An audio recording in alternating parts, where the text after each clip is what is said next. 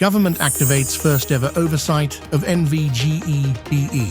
Etienne Weiss, do the Netherlands Antilles still exist? Jason Alexis Wilkins is speaking out about the problems here in St. Martin. Peggy Andros Richardson, statement on NVGEBE.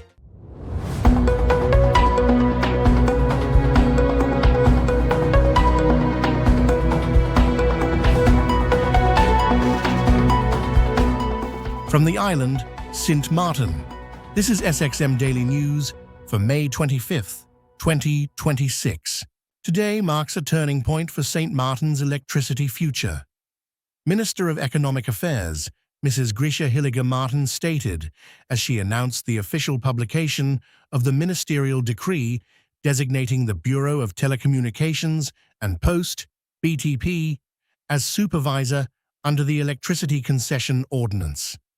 This marks the first time since the ordinance was established that the legal supervisory mechanism for the electricity sector has been activated. Minister Hilliger Martin stated that this step is not only historic but essential for restoring order, transparency, and long-term stability in our electricity system. She went on to say that for years, NVGEBE operated without supervision afforded by law. The obligations between the Electricity Concession Ordinance and the concession, including multi-annual planning, audited financials, quality reporting, maintenance standards, and tariff transparency, were not enforced. The result was predictable: unstable electricity supply, unverified tariffs, rising fuel clause charges, missing data, and a complete breakdown of public trust. The minister reiterated that under the Electricity Concession Ordinance, government cannot legally set electricity tariffs without verified, cost-oriented data from the concession holder. NVGEBE was given the opportunity to submit a complete tariff proposal as required by their concession itself. They did not. This triggered the need to activate the supervisor, who now has the legal authority to request and verify all operational and financial data, inspect and audit NVGEBE, monitor compliance with the concession, provide the government with the verified information required to establish a lawful LB harm tariff decree. This is the correct pathway, the minister said. It is the only pathway that protects the people, protects the country, and ensures that any tariff decision we make will stand up legally and financially. Peggy Andros Richardson, statement on NVGEBE. As you know, our meeting was to gather up the legal counsel and seek legal advice on how to pursue a class action or collective injunction against NVGEBE. I have to say, I became a bit emotional during the meeting because a significant number of people attended. A cross-section of representatives of legal minds, policy writers, persons who have previously worked in the courthouse, etc. A lot of people are showing interest in supporting, I will say, and make the following announcement as well. This will be the last time that we will announce a meeting of legal minds. Speaking on Facebook, to gather up the legal counsel and seek legal advice on how to pursue a class act or a collective injunction against NVGB. I have to say, I became a bit emotional during the meeting because a significant amount of persons attended, a cross-section of representatives of legal minds, policy writers, persons that have previously worked in the courthouse, etc. A lot of people are showing interest to support. I will say and make the following announcement as well. This will be the last time that we will announce a meeting of legal minds. We will keep the location secret, and we will keep the members that are supporting us as legal counsel also secret. You have to understand something, that the NVGB can be considered to be our Goliath of our day. NVGB is going to make every effort possible to garner up all the legal counsel in St. Martin. We are prepared to go and seek legal assistance from within the kingdom, including Aruba and Curaçao. That's how far we are going. But for now, we don't need to do it because we do have legal counsel available in St. Martin that will assist with the legal steps. There are two important updates for you, the people of St. Martin, for you, the clients of NVGB. First of all, an association will be established. That association will be established as early as next week. Once that association is established, a protest march will in fact be organized. I do know, my fellow friends, brothers and sisters, that I stated in my initial life that I will not be part of a march. But older people, like my father, and a lot of older folks met with me and said a march is needed, because a march is needed to allow St. Martin people to show solidarity in a very real way. I want all to understand something. NVGB clients are at least 40,000 clients in their client base. Am I expecting a march of 40,000 people? No. But I am surely expecting a march of at least 5,000 people. And I think that's being reasonable. If we could get up and march for other things, meaning Juve and so, we could do this. You will hear more information about the march. I have already contacted persons that I believe can assist with organizing a march that will be meaningful. Also, other associations and key people will be called to the front to speak about things that have been affecting them. And the route of the march, temporarily, tentatively, the route will be from the tail end parking lot all the way down to the NVGB main office. Date, time, confirmed location will be communicated shortly. This march needs to happen. I want to publicly thank all the older heads in St. Martin, including my father and others that encouraged me and is telling me a march is needed. People of St. Martin, we are turning the corner, and NVGB will be dealt with strategically, directly, intentionally, and with purpose. And the march will be purpose-driven with an objective. Continuation of the public meeting of Parliament for deliberations with the Minister of Varromi on various concerns related to the Ministry, President of Parliament, Sarah Westcott-Williams, the Central Committee meeting, Gajada 12, for today, Monday, May 25th. However, according to my attendance list, I don't have sufficient members for the Essential Committee meeting or factions. Point, I would have liked to welcome you to the continuation of Central Committee meeting number 12 for today, Monday, May the 25th. However, according to my attendance list, I don't have sufficient members for a Central Committee meeting or factions because, as you know, with a third party present, like we have right now, I'll explain who that is in a minute, but with third parties present, we can go with a majority of factions representing a majority of Parliament members. However, as I mentioned, we don't have that amount here at this time. I will follow the procedure for public meetings in establishing the members here present. And I ask our Secretary General, Mr. Richardson, to proceed with that call. MP Johnson Webster. Present. MP Viren Kotai. Present. MP Myers. Present. MP Waver. Present. President of Parliament Westcott Williams. Present. I will now also make note of the messages that we have received regarding absence or lateness.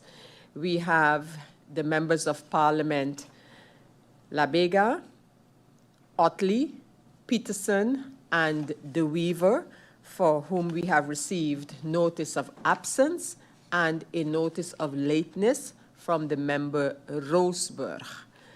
So, members of Parliament, ladies and gentlemen, this meeting cannot take place, as I explained before, and thus I would have to, before I do so, however, I want to make note of the fact and thank the Minister of VROMI, Mr. Patrice Gomes Jr. and his support staff for being here, one, and also indicating to the Minister that this meeting of the Central Committee that has to do with the nature policy plan, that the continuation of that discussion will have to take place at another time, for which the Minister will be requested to be present.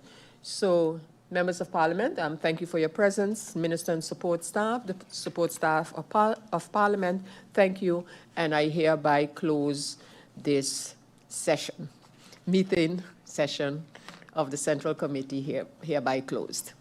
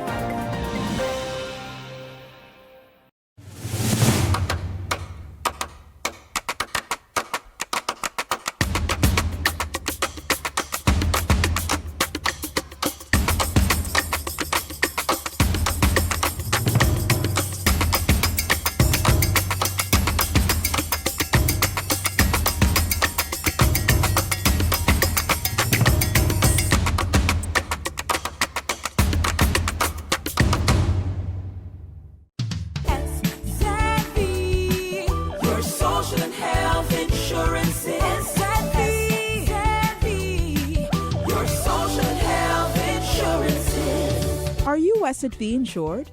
Do you have a valid medical insurance status? Asset V is cardless. Request your My Asset V account today and enter the virtual office of Asset V. Go to assetv.sx and sign up now. Asset V, yeah. Your social and health insurances.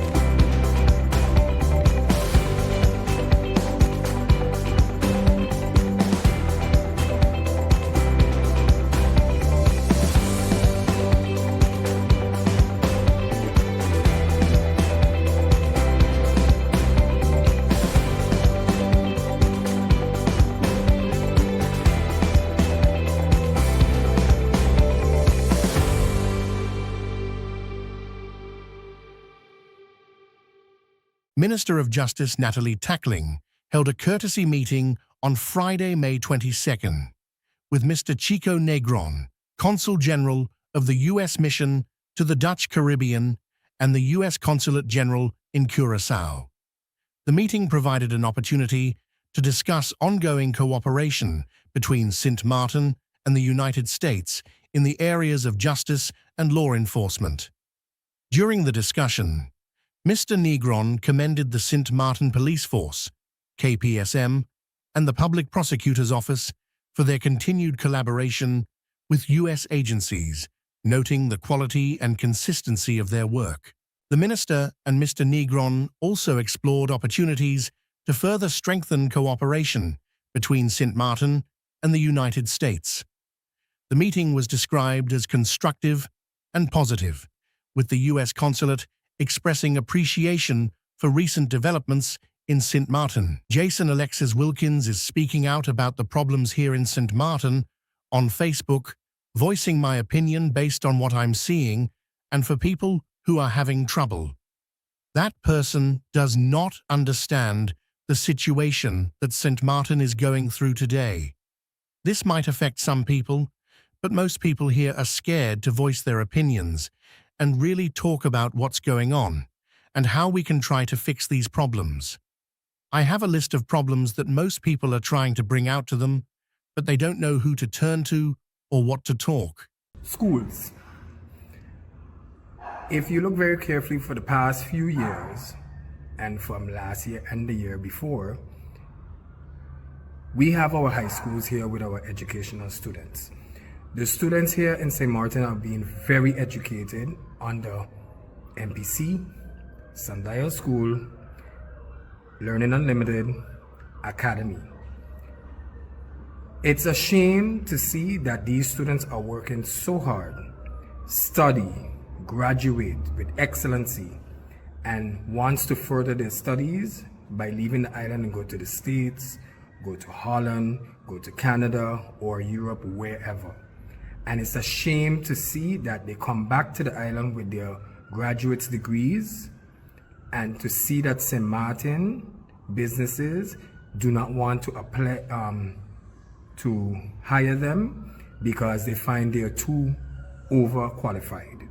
They cannot afford to pay them because of the qualification of learning skills that they went away and got. That's stupid. Because why would I want to send my child to the States for a better education, or to Europe or wherever, and come back to my own country and cannot get a work because you cannot afford to pay me?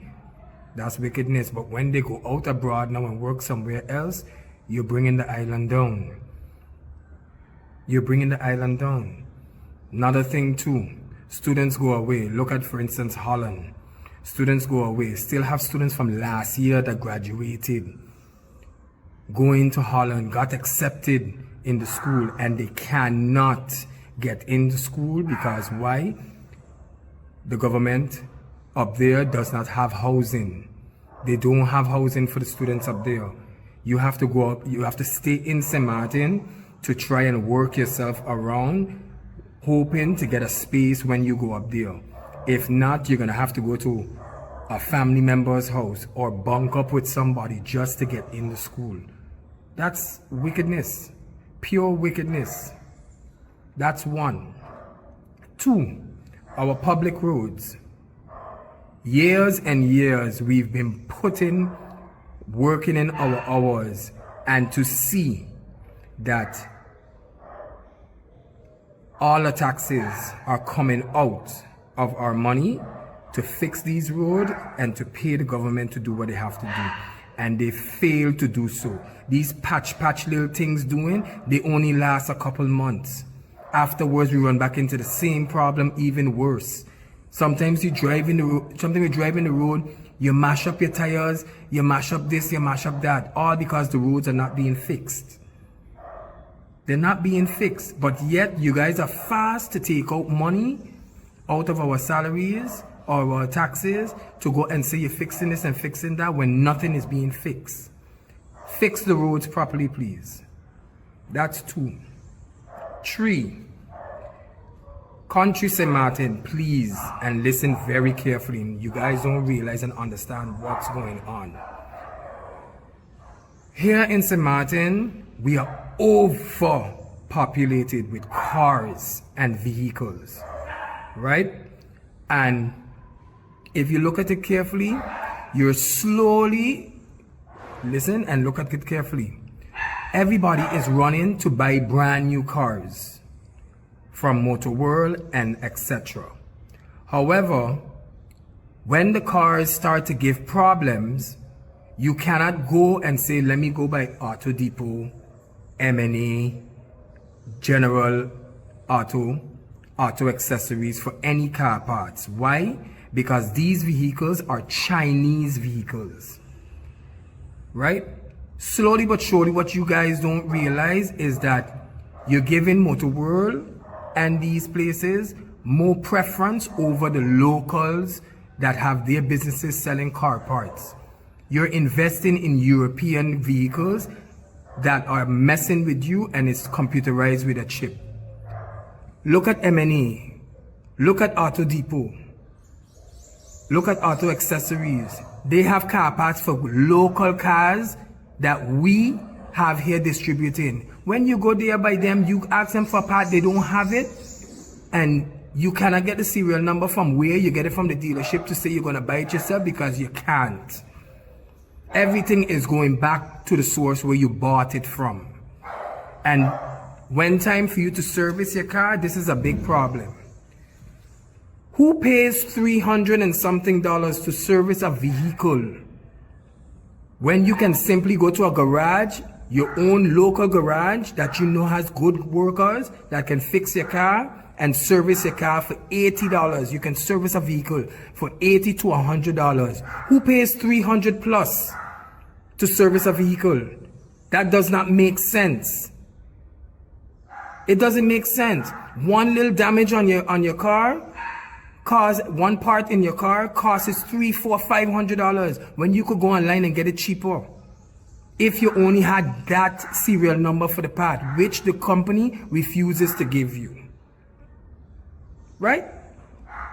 That's that. Minimum wage.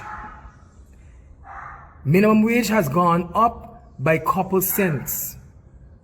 But yet, we St. Martin is suffering. We have the lowest minimum wage in the whole Caribbean of the 6 islands that we are supposed to make up as the Netherlands Antilles. We are no longer the Netherlands Antilles. We are country St. Martin independent. Right? The way how the island is functioning, it's ridiculous. House rent. These are for house owners, people who own houses and renting people houses. Please do not come at me, but you have to have an understanding as well as how you want us to do business together. I cannot tell you, or nobody cannot tell you how to accept your payment, what price you want to charge or whatever, but have consideration for people's pocket. You cannot, I understand you work hard, you got your money, you build your house from scratch, whatever. But you have to look at people. People's pocket is not the same as what you spend for your materials, right? You can't come and rent a house, a 1-bedroom house for $800, $900. No light, no water, nothing included. A 2-bedroom, $1,200, $1,400, $1,500 a month, when minimum wage salaries is only $1,100. So it's like basically we working to pay you. You're not looking out. Out of that, you still gotta go pay light. You gotta pay water. You gotta buy food. You have to buy gas for your car. What are you gonna save? Nothing. You're not getting, it's like you can't get a chance to breathe and save nothing. How do you expect to see life if you keep killing us like this?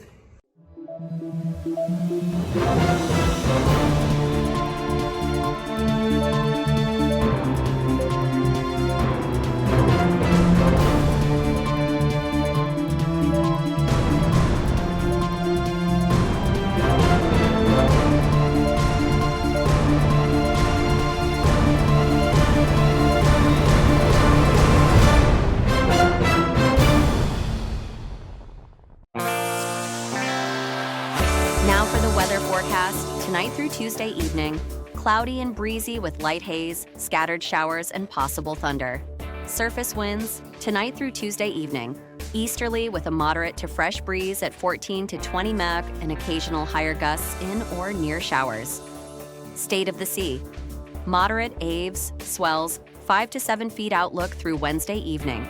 Partly cloudy to cloudy and slightly breezy with light haze and scattered showers.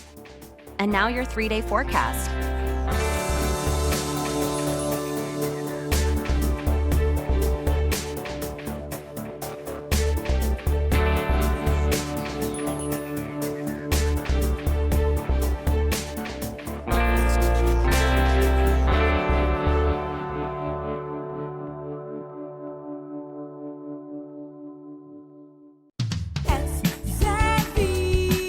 Your social and health insurance is your social and health insurance. Are you SXV insured? Do you have a valid medical insurance status? SXV is cardless. Request your My SXV account today and enter the virtual office of SXV. Go to sxv.sx and sign up now.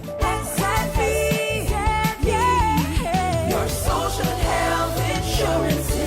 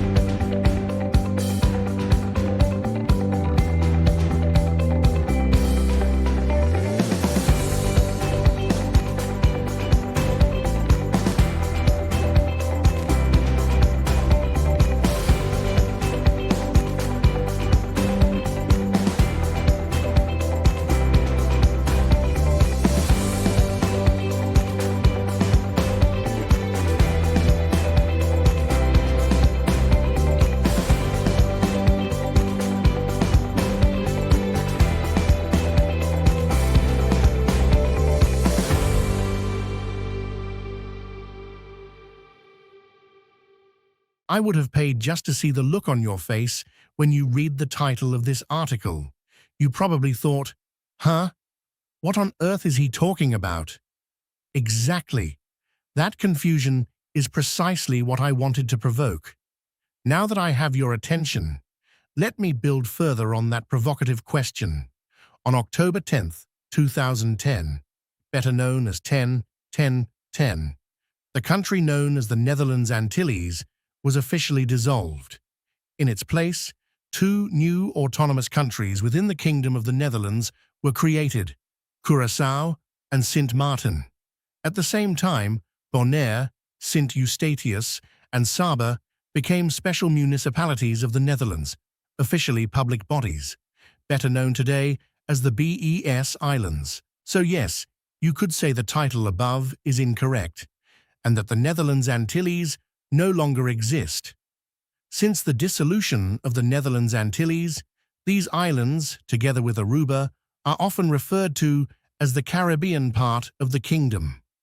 The BES Islands fall under the term Caribbean Netherlands. The word Caribbean naturally refers to their location in the Caribbean region, distinguishing them from the European part of the kingdom. What is important to understand, however, is that Caribbean is not part of the official names of the islands themselves. At the same time, the word Antilles is increasingly avoided. People now prefer to speak about the former Netherlands Antilles as if the term Antilles itself had lost its meaning once the country disappeared. Well, I have news for you. The Antilles are also a geographical concept. The Antilles form a vast island chain that begins near Cuba and stretches in a long arc through the Caribbean Sea all the way toward the Venezuelan islands, such as Isla Margarita and Los Roques. The name was already used by the first European colonizers. It appears to be derived from the Spanish words ante, before, and islas, islands. Another term often used historically was the West Indies, though I will leave that aside for now. Traditionally, the region is divided into the Greater Antilles and the Lesser Antilles. The Greater Antilles include Cuba, Jamaica, Hispaniola, the island shared by Haiti and the Dominican Republic, and Puerto Rico. The Lesser Antilles include islands such as Anguilla, Antigua and Barbuda, St. Kitts and Nevis, Dominica, Guadeloupe, Martinique, Trinidad and Tobago, and also the 6 islands of the Dutch Kingdom. That means all of these islands are Antillean islands, and their inhabitants are Antillians. This reminds me of a friend who went to study in Puerto Rico during the 1980s. A fellow student there, hearing her accent, asked, "¿De dónde vienes?" "Where are you from?" My friend answered, "Soy Antillana." "I am Antillian." The other student immediately replied, "Yo también soy Antillano." I am Antillian too. For her, it was a striking moment. It was the first time she truly realized that the word Antilles was not exclusively tied to her former country, the Netherlands Antilles, but referred to a much broader geographical reality. I hope this helps convince you that the Antilles still exist, that you still live on an Antillean island, and that you can still rightfully call yourself Antillian. But I can already hear some people saying, the Antilles may still exist, but the Netherlands Antilles do not. And that is correct. The country called the Netherlands Antilles no longer exists, but the words that made up that name can still be used as a geographical description. Even during colonial times, Antillean islands were often identified according to the kingdom or colonial sphere to which they belonged. People spoke of the French Antilles, the Spanish Antilles, and also the Dutch Antilles. These were not always official country names, but rather descriptions indicating which kingdom or colonial power those islands belonged to. According to the Charter of the Kingdom of the Netherlands consists of the Netherlands, Aruba, Curaçao, and Sint Maarten. Aruba, Curaçao, and Sint Maarten are therefore Antillean islands within the kingdom. In that sense, one could still speak about the Antilles of the Kingdom of the Netherlands, or simply the Dutch Antilles, not as an official country name, but as a geographical designation. Can you follow that reasoning? Etienne Wies, former Prime Minister of the Netherlands Antilles, former Member of Parliament, former Minister of Finance, and writer. This new air peace service is expected to open numerous opportunities for trade, tourism, and cultural exchange, fostering closer relations between Africa and the Caribbean. Trevor Thorne, reporting for CBC News. This new air peace service is expected to open numerous opportunities for trade, tourism, and cultural exchange, fostering closer relations between Africa and the Caribbean. High Commissioner Bynum Sutherland says the launch of this service signals a new chapter in international aviation and a promising future for passenger and cargo transport between the two regions. We are now going to be positioned to move seamlessly from West Africa into Barbados and the wider Caribbean. From what I can see here today, people are making onward transit from Barbados into Guyana, Dominica, St. Lucia, Grenada, a range of countries, Antigua. The Commissioner points out that the service is a work in progress and industry stakeholders are already working on developing a long-term action plan. It is one thing in the diplomatic sphere to be talking about bridging the gap between Africa and the Caribbean. It's another thing to have the ability to do so, and that has eluded us until Air Peace started this initiative. It's now monthly, but based on demand, we expect it will increase. She notes that a diverse group of people made up the 284 passengers on the 8.5-hour flight from Lagos who were met by health officials. She also explains the presence of officials from the Ministry of Health. There's a lot of precautions that are being taken across Africa. In the case of West Africa, we're pretty far away from the Democratic Republic of Congo, but it's not really distance that's the issue. It's just the level of protocols that are being introduced at the ports of entry and exit for every country. I have every confidence in the Ministry of Health. As you well know, I've been part of the team that handled COVID. The fact that the Ministry of Health Barbados is engaged and working and providing the level of oversight, I'm very comfortable that Barbados has this matter in hand. We are very much guided by the guidance from the Ministry of Health. Ms. Bynum Sutherland says education is also getting attention, with a number of Barbadians exploring the opportunities to study in Africa. This is our SXM Daily Newscast. Thank you for joining us.